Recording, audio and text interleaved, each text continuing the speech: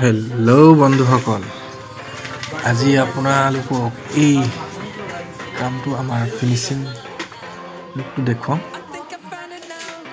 যিহেতু আগত কেনেকৈ চাইছিলে, এতিয়া কেনেকুৱা হ'ল।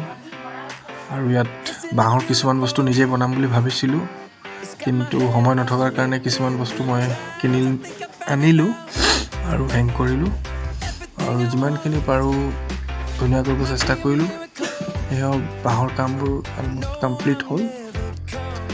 তাৰপিছত ফাইনেল টাচ হৈ আছে, বাঁহৰ কিছুমান কাম হৈ আছে।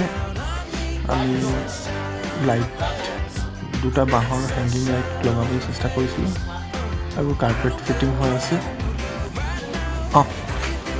আৰু এইটো বস্তু হৰিণৰ শিংটো অৰিজিনেল হয়, আৰু ফেচটো মই প্ৰায় 1 বছৰ আগতে মই বনাইছিলোঁ। মই মাটি আৰু কিবা ফেব্ৰিকৰ ক্লে বনাই প্ৰায় 20 বছৰ যদি ভঁৰালটো আমাৰ এনেই থোৱা আছিলে, বেৰ চাল খহি পৰিলে।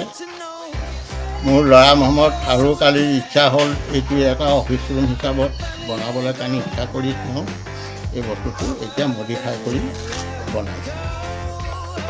এই বস্তুটো এতিয়া এইটো আমাৰ এনেই অফিচ ৰুম হিচাপত আলহী অতিথি আহিলে ধৰি লওক বহিবলৈ কাৰণে